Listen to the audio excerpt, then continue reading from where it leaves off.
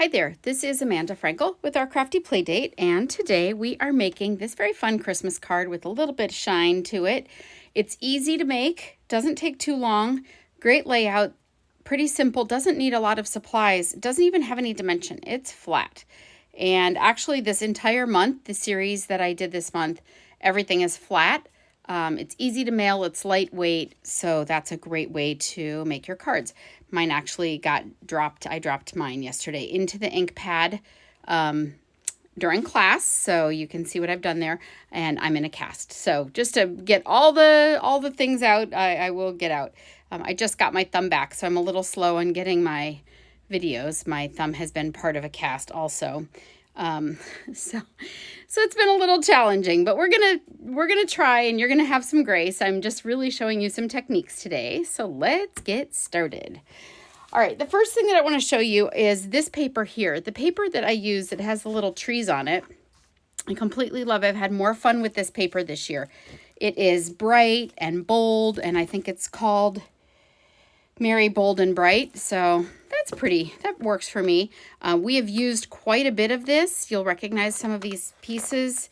We've used quite a bit of this during this holiday season, and this is my last class of this series for Christmas Club for 2023, and I never got to use this Fa La La La paper, so I'm gonna have to make something fun for you soon. Maybe when I get out of my cast. We'll see how that goes. All right, so we're going to get started with that. That is the paper that I chose to use for this card, and I've got a couple parts here to get started. All right, so this is Shaded Spruce. This is my background card here, and so we're just going to fold that in half. So while I'm doing this, I'll talk to you for a minute. Do you remember last month when I did my cards for November? I said in the video, oh, I have a broken wrist, but I took it out of the brace. Well, kids, leave your brace on, because otherwise they'll put you in a cast. All right, so this is Shaded Spruce, and this is Granny Apple Green. And the way that I knew to use these particular colors and that they'd work well together is I looked on the back of the package of the paper that I just showed you, and these are two of the three colors in there. So I knew that they were going to look great. And that makes it almost like Geranimals. Does anybody remember Geranimals? I'm not sure if it's Geranimals or Garanimals. Oh, I don't know if I can squeeze. Oh, very lightly. All right. Well, good thing not going through a wind tunnel, so I don't need a lot of glue. And I can go ahead and layer these. A lot of times I tell you don't layer anything until you stamp, but there's no stamping on this. Stamping comes on the white. So we're going to move that out of the way and slide this out of the way. So I wanted to make this card very easy for both myself and my class attendees, because last night, in addition to our normal, so Christmas Club, we usually make 12 cards a month. So it's 4 cards of 3 different designs every month. And then at Christmas, you have 60 handmade cards, usually by Thanksgiving. This one was by the end of November. So I wanted to, I forgot why I was telling you that. Oh, I wanted to make them kind of simple because I wanted to teach them a bonus technique that actually makes 12 cards very simply, kind of stunning in the way that they open, and you can get them done so quickly. I did it, I'll show you that later. Okay, in any case, this card. So I used 2 different colors of ink. Let's see, where did I put that ink? Here we go. I'm sorry, guys, a little rattled today. Okay, so the ink that I used is exactly the same ink that I used for paper. So I just made this simple all the way around. The lighter color is the Christmas. And that is, I'm using, by the way, my Stamparatus. If you don't have a Stamparatus, this is not a hard card to do with just stamp blocks. You're going to stamp your Christmas and then stamp your Merry. You can see through these stamps. They're clear, so you could stamp right on top of them. And the stamp set that I used is More Wishes. I think it works really well with the bold paper because it is bold images. But I have the birthday ones like this, and I love them. They're my go-to stamps, and I think these are really, really great too. So I had to get the Christmas version. Okay, so I'm going to go ahead and stamp this.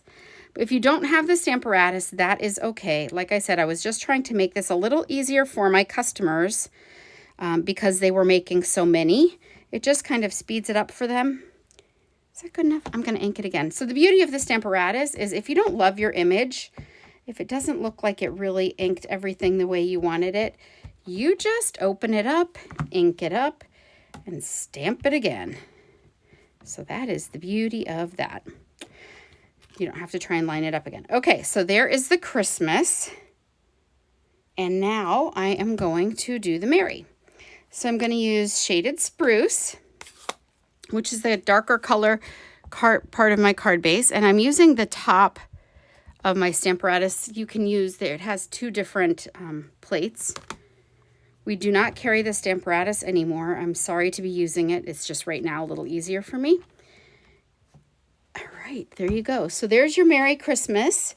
This color is dark right now, but it will lighten up as it dries.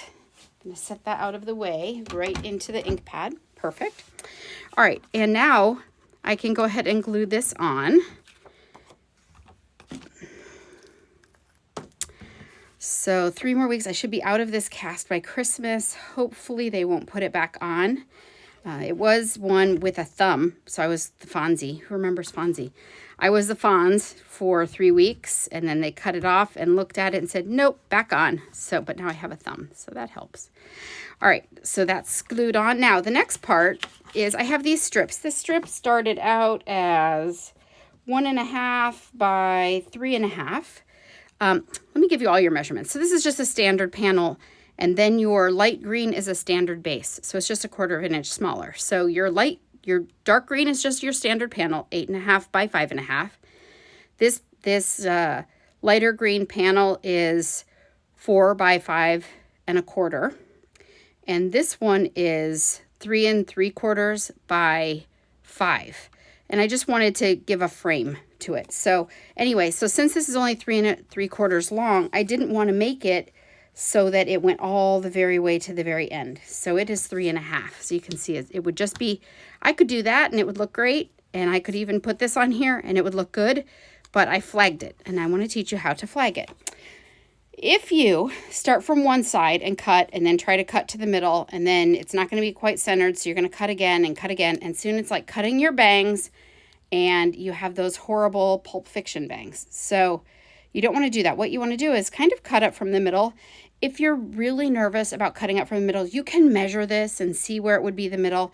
But for me, I just kind of eyeball it. And then I put on my glasses. Perfect. And then I can see where my cut is. And then I just go from the corner to the top of my cup. And then from the corner to the top of my cut. And it gives me a pretty good flag. And now I'm going to do the same thing on this. I'm going to give it a little slit up the middle here.